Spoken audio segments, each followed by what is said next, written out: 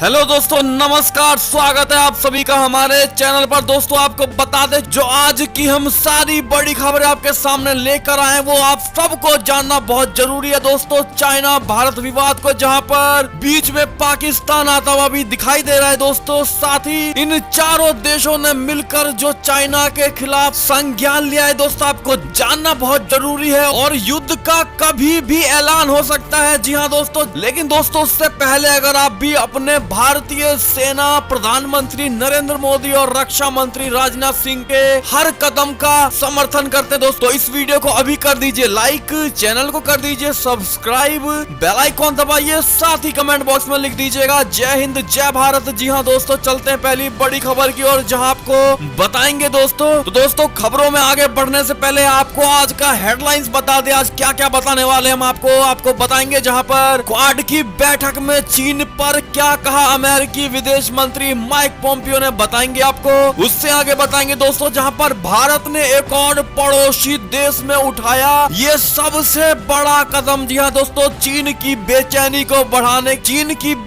बढ़ाने को लेकर ये सबसे बड़ी खबर दोस्तों। साथ ही आपको बताएंगे जहां पर क्वाड में इन चारों देशों के बैठक के बाद चाइना ने क्या कहा दोस्तों, ये भी बताएंगे। बहुत इंटरेस्टिंग खबर आ रही है दोस्तों। साथ ही बताएंगे आपको जहां पर चीन सीमा पर तैनात जवानों के लिए अमेरिका से बेहद खतरनाक हथियारों को भारत लाया जा रहा है। जी हाँ दोस्तों, बड़ी अच्छी खबर ये भी बताएंगे आपको। साथ ही बताएंगे जहां पर बिहार चुनाव को लेकर नीतीश कुमार बनेंगे मुख्यमंत्री या नहीं, बीजेपी ने कर दिया इस बात का साफ खुलासा। जी हाँ दोस्तों, जानने के लिए बने रहिएगा वीडियो के अंत तक। और अंत में इस वीडियो को अपने भाई बंधुओं में, व्हाट्सएप, फेसबुक, पूरे भारत में शेयर करना बिल्कुल मत भूलिएगा दोस्तों। अब चलते हैं पहली बड़ी खबर की ओर जहां आपको बता दें कि क्वाड की बैठक में चीन पर बरसे अमेरिकी विदेश मंत्री माइक पोम्पियो, बताया दुनिया के लिए चाइना को बड़ा खतरा। जी हाँ दोस्तों, जापान की राजधानी टोक्यो में कल हुई द क्वाड्रिलेटरल सिक्योरिटी डायलॉग यानी क्वाड की दूसरी बैठक में अमेरिकी विदेश मंत्री माइक पोम्पियो ने चीन पर जमकर बरसाए जुबानी गोले। उन्होंने चीनी कम्युनिस्ट पार्टी और चीन को एशिया के लिए सबसे बड़ा खतरा करार दिया।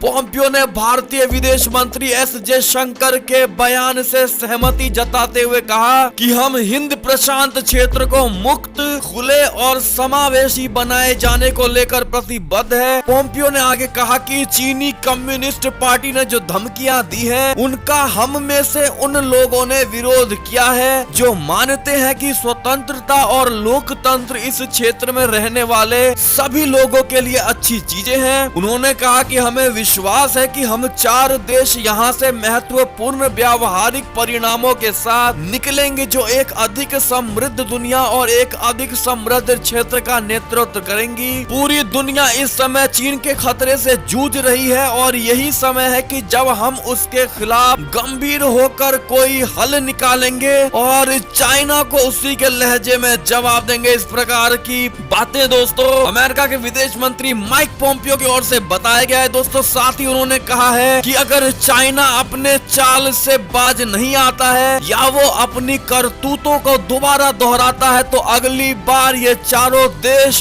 चारों कोने से घेर कर उसको मुकुल जवाब देगी। जी हाँ दोस्तों, ऐसे में युद्ध का कभी भी ऐलान हो सकता है, चाहे वो दिन हो चाहे वो रात हो दोस्तों। अब आगे चाइना की खैर होता हुआ नजर नहीं आ रहा है दोस्तों और कभी भी चाइना को लपेटे में लिया जा सकता है। ऐसे में ये बड़ी खबर, इस पर आपकी क्या प्रतिक्रिया है दोस्तों? क्या कभी भी चाइना को घेर कर उस पर वार कर देना चाहिए, हाँ या ना? कमेंट सेक्शन में लिखना बिल्कुल मत भूलिएगा दोस्तों। चलते हैं और बड़ी खबर की ओर जहां आपको बताते भारत ने एक और पड़ोसी देश में उठाया बड़ा कदम, बढ़ेगी चीन की बेचैनी। दरअसल भारत ने म्यांमार में चीन को काउंटर करने के लिए एक बड़ा कदम उठाया है। भारत ने म्यांमार में 6 अरब डॉलर की पेट्रोलियम रिफाइनरी बनाने का प्रस्ताव रखा है। चीन भारत के पड़ोसी देशों में निवेश के जरिए ही अपनी पकड़ मजबूत करता है और फिर उसे अपने रणनीतिक इस्तेमाल में लाता है। जी हाँ दोस्तों, भारतीय सेना प्रमुख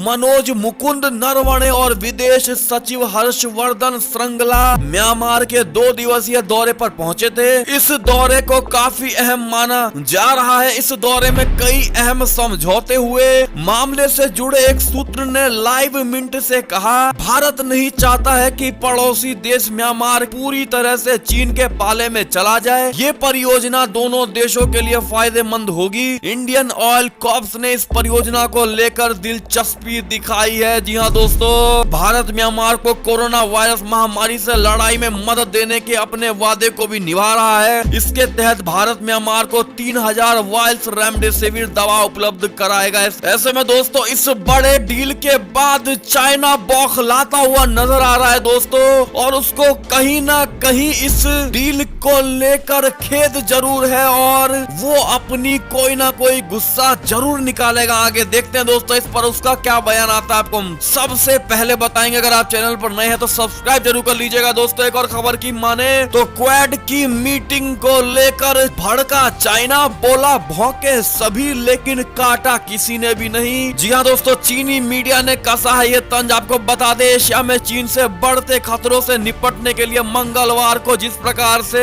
जापान की राजधानी टोक्यो में the quadrilateral security dialogue Quad की दूसरी बैठक हुई, उसको लेकर चाइना का नया बयान आया है। जी हाँ दोस्तों, बता दें आपको कि चाइना की सरकारी मीडिया ने इसके खिलाफ अपना प्रोपेगेंडा वॉर शुरू कर दिया। ग्लोबल टाइम्स ने अपनी एक खबर हेडलाइन देते हुए कहा है कि इस बैठक में सभी भौंकते नजर आए लेकिन किसी ने काटा नहीं। इस तरह की दोस्तों अश्लील जवाब दिया गया है दोस्तों चाइना की ओर से, गलत लहजे में, जहां पर संस्कार की कोई सीमा ही नहीं। ग्लोबल टाइम्स ने अपने संपादकीय में क्वाड की दूसरी बैठक को विफल बताते हुए जमकर निशाना साधा। उसने लिखा कि टोक्यो में मंगलवार को तथाकथित क्वाड देशों की बैठक के बावजूद कोई संयुक्त बयान जारी नहीं किया गया। बैठक के दौरान अमेरिकी विदेश मंत्री माइक पोम्पियो ने कहा कि दक्षिण और पूर्वी चीन सागर, मेकांग हिमालयी क्षेत्र और ताइवान की खाड़ी में कम्युनिस्ट पार्टी ऑफ चाइना के शोषण, जबरदस्ती और भ्रष्टाचार का मुकाबला करने के लिए ये महत्वपूर्ण समय है। हालांकि क्वाड के सदस्य देश उनकी बातों से सतर्क रहे। इस प्रकार से चाइना बौखलाते हुए अपना जवाब दे रहा है दोस्तों क्वाड को लेकर, लेकिन चाइना को नहीं पता कि जब ये चारों देश मिलकर चाइना के खिलाफ इस प्रकार की मुहिम चला सकते हैं तो ये चारों देश मिलकर के चाइना को जवाब भी देना जानते हैं दोस्तों। ऐसे में आपकी क्या राय है जरूर बताइएगा, और इस बौखलाहट को लेकर आप किस प्रकार से निशाना साधना चाहेंगे चाइना पर दोस्तों, जवाब जरूर दीजिएगा। एक और खबर की माने तो चीन सीमा पर तैनात जवानों के लिए अमेरिका से आ रही है बेहद घातक असॉल्ट राइफलें। आधे किलोमीटर दूर से ही ढेर होंगे दुश्मन। जी हाँ दोस्तों, आपको बता दें अमेरिका से आए बेहद आधुनिक और घातक 72,500 सिग साउर राइफलों को आतंक रोधी अभियानों से जुटे सुरक्षा बलों को उपलब्ध कराने के बाद भारत ने फिर 72,500 राइफलों का सौदा किया है। अब इन्हें पूर्वी लद्दाख में चीन सीमा पर तैनात सैनिकों को सौंपा जाएगा। आपको बता दें दोस्तों कि इन राइफलों से दुश्मन को 500 मीटर की दूरी से ही ढेर किया जा सकता है। इसके लिए अमेरिकी कंपनी सिग साउर से 780 करोड़ रुपए का सौदा किया गया है। ऐसे में दोस्तों ये बड़ी खबर आती हुई दिखाई दे रही थी। ऐसे में अगर आप भी अपने भारतीय सेनाओं की अमेरिका की तरफ से मदद के लिए अगर आप धन्यवाद करना चाहेंगे अमेरिका की टीम को, तो कमेंट सेक्शन में धन्यवाद अमेरिका हमारे भारतीय सैनिकों के लिए। चलते हैं और बड़ी खबर की ओर, जहां आपको बता दें पाकिस्तान में इमरान खान को हटाने में जुटा विपक्ष। 16 अक्टूबर से जंग की शुरुआत होने वाली है। जी हाँ दोस्तों, ये भी एक और बड़ी खबर, जहां पाकिस्तान के 11 विपक्षी दलों के गठबंधन वाले पाकिस्तान डेमोक्रेटिक मूवमेंट की ओर से क्वेटा के बजाय गुजरावाला में 16 अक्टूबर से अपने सरकार विरोधी अभियान की शुरुआत की जाएगी। इसकी शुरुआत एक सार्वजनिक बैठक के साथ होगी। डॉन न्यूज की रिपोर्ट के मुताबिक पीडीएम की संचालन समिति ने इस अभियान के पहले चरण के एक हिस्से के रूप में सोमवार को अपनी बैठक में। ऐसे में दोस्तों आपको क्या लगता है, क्या इमरान खान सरकार के दिन नजदीक आ गए दोस्तों? आपका क्या मानना है जरूर बताइएगा। एक और खबर की माने तो साइंटिस्ट ने दिए थे एक और खबर की माने तो आपको याद होगा दोस्तों कि एक चाइनीज साइंटिस्ट जो चाइना से सीधा अमेरिका आकर के उसने कोरोना वायरस पर चाइना पर बड़ा खुलासा किया था दोस्तों। आपको बता दें साइंटिस्ट ने दिए थे लैब से कोरोना लीक के सबूत, तो बोली कि चीन ने मां को कर लिया है अरेस्ट। जी हाँ दोस्तों, आपको बता दें कि उस साइंटिस्ट की मां को चाइना सरकार ने अरेस्ट कर लिया है। जी हाँ दोस्तों, दोस्तों चीन की एक महिला साइंटिस्ट ने कुछ हफ्ते पहले ये दावा किया था कि कोरोना वायरस चीन की लैब से लीक हुआ। साइंटिस्ट ने बताया था कि वो चीन के डर से अमेरिका भाग आई है। अब साइंटिस्ट ने कहा है कि चीन ने उनकी मां को गिरफ्तार कर लिया। ऐसे में दोस्तों आपको अगर लगता है कि चाइना में रह करके चाइनीज सरकार की अगर हाँ में हाँ मिलाओगे तभी चाइना में रह सकते हो, अगर जी हजूरी करना छोड़ दिया तो आपका वहाँ पे खात्मा है। तो अगर आप भी यही मानते दोस्तों तो अपनी राय जरूर दीजिएगा और इस प्रकार के अत्याचार को लेकर दोस्तों आपकी क्या राय है ये भी जरूर बताइएगा। एक और खबर की माने तो कोरोना संक्रमित ट्रंप ने व्हाइट हाउस पहुंचते ही फिर दिखाई इतनी बड़ी लापरवाही। जी हाँ दोस्तों, अमेरिका के राष्ट्रपति डोनाल्ड ट्रंप ने मंगलवार को मैरीलैंड के Walter read national military medical centre से छुट्टी मिलने के बाद व्हाइट हाउस लौट आए। हालांकि व्हाइट हाउस पहुंचते ही उन्होंने एक बड़ी लापरवाही वाला काम किया। ट्रंप ने हॉस्पिटल से डिस्चार्ज होकर व्हाइट हाउस पहुंचते ही अपना मास्क निकाल लिया, जबकि ट्रंप अभी भी कोरोना संक्रमित है और वे इमरजेंसी ट्रीटमेंट लेने के लिए हॉस्पिटल में 4 दिन बिता कर आए हैं। ऐसे में दोस्तों इस बड़े लापरवाही को लेकर आप उनको क्या सजेशन देना चाहेंगे कमेंट सेक्शन में जरूर लिखकर बताइएगा। दोस्तों एक और खबर की माने तो अजरबैजान आर्मेनिया के बीच भीषण लड़ाई अभी भी है जारी। अब सामने आया नाटो का बयान। जी हाँ दोस्तों, आर्मेनिया और अजरबैजान ने एक दूसरे पर दक्षिण काकेशस क्षेत्र में 25 से अधिक वर्षों के सबसे घातक लड़ाई के 9वें दिन नागरिक क्षेत्रों पर हमला करने का आरोप लगाया। इस बीच नाटो के प्रमुख जेंस स्टोल्टेनबर्ग ने नागोर्नो काराबाख के क्षेत्र पर कब्जे को लेकर संघर्ष को तत्काल समाप्त करने के लिए अपनी आवाज को तेज किया। सप्ताहांत में दोनों देशों के हमले तेज करने और अजरबैजान के राष्ट्रपति इल्हाम अलीयेव द्वारा जंग खत्म करने के लिए रखी शर्तों को कारण संघर्ष विराम की संभावनाएं दूर दिखाई दे रही है। ऐसे में दोस्तों आपकी क्या राय है और इस दोनों देशों के बीच युद्ध किस प्रकार से खत्म हो सकती है दोस्तों आप अपनी राय जरूर दीजिएगा। एक और खबर की माने तो फ्रांस के राष्ट्रपति मैक्रो ने कहा था कि इस्लाम है संकट में, जिसको लेकर टर्की भड़कता हुआ नजर आ रहा है। जी हाँ दोस्तों, टर्की ने सोमवार को फ्रांस के राष्ट्रपति इमैनुएल मैक्रो पर इस्लामोफोबिया को बढ़ावा देने का आरोप लगाया है। फ्रांस के राष्ट्रपति मैक्रो ने शुक्रवार को दिए एक बयान में कहा था कि पूरी दुनिया में इस्लाम में एक तरह का संकट दिखाई दे रहा है। टर्की के राष्ट्रपति रेचेप तैयब एर्दोगान के प्रवक्ता इब्राहिम कालिन ने ट्विटर पर लिखा है कि राष्ट्रपति मैक्रो का ये कहना है कि इस्लाम में समस्या है, खतरनाक और उकसाने वाला बयान है। इससे इस्लामोफोबिया और मुस्लिम विरोधी भावनाओं को बढ़ावा मिलेगा। इस प्रकार से तुर्की घबराता हुआ और बेचैन होता हुआ नजर आ रहा है। दोस्तों इस पर आपकी क्या राय है जरूर बताइएगा। एक और खबर की अगर माने तो पाकिस्तान सेना और सरकार पर उठाए सवाल। नवाज शरीफ समेत कई नेताओं पर देशद्रोह का केस लगा दिया गया है। जी हाँ दोस्तों, पाकिस्तान के पूर्व प्रधानमंत्री नवाज शरीफ, उनकी बेटी मरियम नवाज और पीओके के कथित प्रधानमंत्री राजा मोहम्मद फारूक के खिलाफ देशद्रोह का मुकदमा दर्ज कर लिया गया है। नवाज शरीफ फिलहाल इलाज के लिए लंदन में है। जी हाँ दोस्तों, ऐसे में आपकी क्या राय है जरूर बताइएगा। एक और खबर की माने तो यमन में हूती विद्रोहियों और सेना के बीच भीषण झड़प में 23 लोगों की मौत। जी हाँ दोस्तों, यमन में शनिवार को सेना और हूती विद्रोहियों के बीच हुई भीषण झड़प में 23 लोगों के मारे जाने की खबर आ रही है। ऐसे में आपकी क्या राय है लिखिएगा जरूर। एक और खबर की माने तो प्रधानमंत्री मोदी ने इजरायली प्रधानमंत्री बेंजामिन नेतन्याहू से फोन पर की बात। साथ ही वहां के सुकोट त्योहार को लेकर प्रधानमंत्री मोदी ने दी बधाई। जी हाँ दोस्तों, प्रधानमंत्री नरेंद्र मोदी ने सोमवार को इजराइल के प्रधानमंत्री बेंजामिन नेतन्याहू से फोन पर बातचीत की। प्रधानमंत्री मोदी ने बेंजामिन नेतन्याहू और इजराइल के लोगों को यहूदी नव वर्ष और सुकोट त्योहार की बधाई दी। बातचीत के दौरान दोनों नेताओं ने जल, कृषि और नव प्रवर्तन क्षेत्र में दोनों देशों द्वारा की गई पहलों की समीक्षा की। साथ ही कोरोना महामारी के खिलाफ जारी जंग में सहयोग बढ़ाने का भरोसा भी दिया है। जी हाँ दोस्तों, ऐसे में इजराइल और भारत के रिलेशन को लेकर आपका क्या मानना है दोस्तों जरूर बताइएगा। अगर आपको भी यही लगता है कि प्रधानमंत्री मोदी जब से सरकार में आए हैं तब से इजराइल के साथ रिश्ते और ज्यादा मजबूत हो गए। दोस्तों अगर आपको भी यही मानना है तो कमेंट सेक्शन में मोदी जी हैं तो सब मुमकिन है जरूर लिखकर बताइएगा। एक और खबर की माने तो कुलभूषण जाधव केस को लेकर बड़ी खबर, जहां केस लड़ने से पाकिस्तानी वकीलों ने कर दिया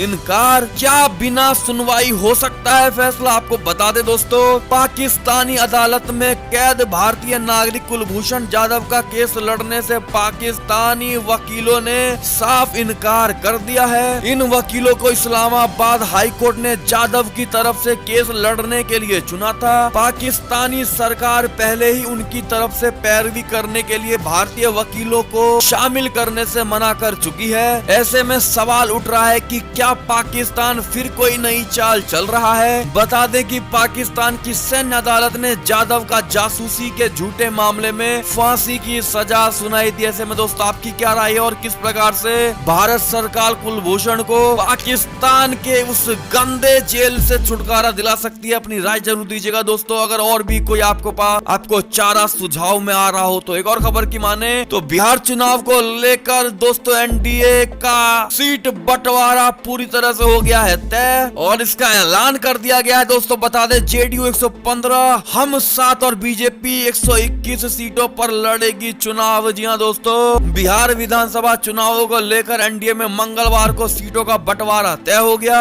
जेडीयू के हिस्से में 122 सीटें और बीजेपी के हिस्से में 121 सीटें आई हैं। जेडीयू अपने हिस्से से जीतन राम मांझी की हिंदुस्तान आवाम मोर्चा को 7 सीट देगी। इस तरह जेडीयू 115 सीटों पर चुनाव लड़ेगी। वहीं मुख्यमंत्री नीतीश कुमार ने बताया कि एनडीए की विकासशील इंसान पार्टी से बात चल रही है। बीजेपी आने वाले समय में अपने हिस्से से कुछ सीटें विकासशील इंसान पार्टी को भी देगी। ऐसे में बड़ी खबर आती हुई दिखाई दे रही है दोस्तों। अगर आप भी इस सीट के बंटवारे को सही मानते हैं, आपको लगता है कि ये सही तरीके से हुआ, तो अपनी राय जरूर दीजिएगा दोस्तों। और जिनको लगता है कि नहीं अलग सीटें और मिलनी चाहिए थी जेडीयू को या अलग या बीजेपी को, तो अपनी राय में कारण के साथ जवाब जरूर दीजिएगा। एक और खबर की माने तो नीतीश के सामने चिराग पासवान को बीजेपी ने कहा कि एनडीए में रहना है तो नीतीश के नेतृत्व को स्वीकारना ही होगा। जी हां दोस्तों, साथ ही एनडीए की प्रेस कॉन्फ्रेंस में सुशील मोदी ने कहा कि आंकड़े चाहे जो भी हो, नीतीश कुमार ही मुख्यमंत्री होंगे। जी हां दोस्तों, बिहार चुनाव को लेकर एनडीए ने मंगलवार की शाम प्रेस कॉन्फ्रेंस की, जिसमें बिहार बीजेपी के नेता और राज्य के उप मुख्यमंत्री सुशील मोदी ने कहा कि चुनाव के नतीजे जो भी आए और सीटें जितनी भी आए, मुख्यमंत्री नीतीश कुमार ही होंगे। उनका कहना था कि अगर बीजेपी की सीटें ज्यादा भी रही तो नीतीश कुमार ही मुख्यमंत्री बनेंगे। ऐसे में मुख्यमंत्री का चेहरा साफ होते हुए नजर आ रहा है दोस्तों। और आप में से कितने ऐसे लोग थे जो ये मानते थे कि नीतीश कुमार ही मुख्यमंत्री आगे बने? कमेंट सेक्शन में लिखना जरूर बताइएगा दोस्तों। एक और खबर की माने तो बीजेपी के साथ मिलकर बिहार के लिए काम कर रहे हैं, कोई गलतफहमी नहीं है, नीतीश कुमार ने साफ कर दिया है दोस्तों। एक और खबर की माने तो स्टेशन पर टिकट का स्टेटस जानने से पहले जान ले रिजर्वेशन चार्ट के बारे में, ये नई बात। जी हाँ दोस्तों, आपको बता दें इंडियन रेलवे ने रिजर्वेशन चार्ट को लेकर बड़ा फैसला लेते हुए कहा है कि 10 अक्टूबर से रेलवे का दूसरा रिजर्वेशन चार्ट या सेकंड रिजर्वेशन लिस्ट ट्रेन के छूटने से 30 मिनट पहले बनेगा। बता दें कि कोरोना के समय नियम में बदलाव करते हुए रेलवे ने सेकंड रिजर्वेशन लिस्ट ट्रेन छूटने के 2 घंटे पहले बनाना तय किया था। रेलवे ने कहा है कि चार्ट तैयार करने के नियमों में दोबारा से बदलाव किए गए हैं। अब फिर से सेकंड रिजर्वेशन चार्ट ट्रेन छूटने या ट्रेन डिपार्चर के समय 30 मिनट पहले बनेगा। जी हाँ दोस्तों, इसके साथ ही टिकट बुकिंग की सुविधा दोनों ऑनलाइन और पीआरएस टिकट काउंटरों पर दूसरे चार्ट की तैयारी से पहले उपलब्ध होगी। ऐसे में ये बड़ा खुलासा और ऐसे में दोस्तों ये बड़ा बदलाव देखने को मिल रहा है रेलवे की ओर से। ऐसे में आपकी क्या राय है जरूर बताइएगा। एक और खबर की माने तो जरा रुकिएगा दोस्तों, अगर आप भी दशहरा दिवाली की तैयारी में जुटे हुए हैं तो उससे पहले जान ले सरकार की ये नई गाइडलाइन। जी हाँ दोस्तों, कोरोना काल में आने वाले दिनों में तमाम फेस्टिवल यानी त्योहारों को ध्यान में रखते हुए स्वास्थ्य मंत्रालय ने नई गाइडलाइंस जारी कर दी हैं। इस त्योहारी सीजन से जुड़े त्योहार, मेला, प्रदर्शनी, सांस्कृतिक कार्यक्रम, जुलूस और अन्य कार्यक्रम में भारी भीड़ आती है, इसलिए प्रशासन के स्तर पर इन जरूरतों का पालन करने की सलाह दी जाती है। मंत्रालय ने सभी लोगों से अपने घरों में रहकर त्योहारों को मनाने की अपील की है। जी हाँ दोस्तों, आपको बता दें नए दिशा निर्देश के तहत केंद्रीय स्वास्थ्य मंत्रालय ने एसओपी जारी की है, जिसके मुताबिक कंटेनमेंट जोन में किसी तरह के कार्यक्रम की अनुमति नहीं दी जाएगी। 65 साल से अधिक साल के व्यक्ति, गर्भवती महिलाएं और बच्चे जिनकी उम्र 10 साल से कम है, उन्हें घर पर ही रहने की सलाह दी गई है। ये एसओपी इवेंट मैनेजर, सेलेब्स और कर्मचारियों पर भी लागू होगा। नवरात्रि के दौरान मूर्ति विसर्जन की जगह भी पूर्व निर्धारित रहेंगी। इस दौरान भी लोगों की मौजूदगी बेहद कम समय, कम संख्या में रखी जाएगी। एसओपी में कहा गया है कि जहां तक संभव हो रिकॉर्ड किए गए भक्ति संगीत या गाने बजाएं और गायन समूहों को अनुमति नहीं दी जानी चाहिए। भौतिक दूरी के मानदंडों को ध्यान में रखते हुए कार्यक्रम स्थलों में सभी स्थानों पर उचित चिन्ह होना चाहिए। ऐसे में दोस्तों ये नई गाइडलाइन के तहत आपको सबसे पहले हमारे चैनल पर ये सारे गाइडलाइंस अवगत कराए गए आपको दोस्तों। साथ ही कंटेनमेंट जोन में कोई भी छूट नहीं दी गई है। अगर आप भी मानते हैं कि इन सभी त्योहारों के लिए ये सही रूल दिया गया है सरकार की ओर से, जिस प्रकार से ये वायरस कम होने का नाम नहीं ले रहा है, तो आप भी कमेंट सेक्शन में लिखकर बताइएगा दोस्तों कि आप इस सभी गाइडलाइंस का दिल से पालन करेंगे और दूसरों को भी बताएंगे। अगर दोस्तों आपके लिए खबर रही थी तो इस वीडियो को पूरे भारत में शेयर जरूर कर दीजिएगा दोस्तों। आपके जो भी जानने वाले दोस्त, फ्रेंड,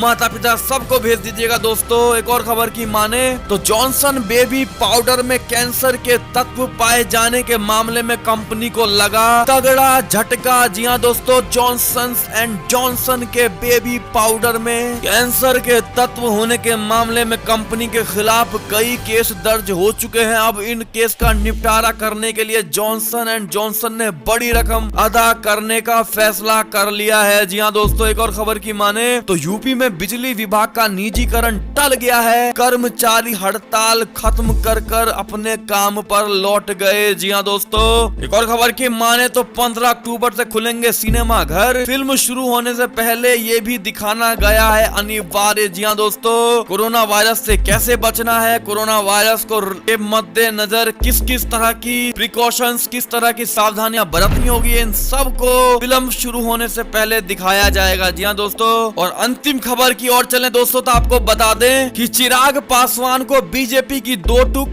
कहा प्रधानमंत्री मोदी की तस्वीर का ना करे इस्तेमाल। जी हां दोस्तों, सूत्रों के हवाले से ये एक और तीसरी बड़ी खबर बिहार चुनाव को लेकर दोस्तों, जहां पर चिराग पासवान के पार्टी को साफ मना किया गया है कि वो प्रधानमंत्री नरेंद्र मोदी की तस्वीरों का बिल्कुल भी इस्तेमाल ना करे। ऐसे में दोस्तों आपकी क्या राय है, क्या ये सही कहा गया है? दोस्तों चिराग पासवान को अपनी राय जरूर दीजिएगा। और ये अब तक की सारी बड़ी खबरें, आपको हमारी खबरें कैसी लगी दोस्तों? आशा करता हूँ बहुत अच्छी लगी होगी। अगर जरा भी अच्छी लगी है तो इस वीडियो को अपने पूरे भारत में भाई बंधुओं में व्हाट्सएप, फेसबुक शेयर करना बिल्कुल मत भूलेगा। और अभी कर दीजिए इस वीडियो को लाइक, चैनल को कर दीजिए सब्सक्राइब, बेल आइकॉन दबाइए, साथ ही कमेंट बॉक्स में लिख दीजिएगा जय हिंद जय भारत। तो मिलते हैं आपसे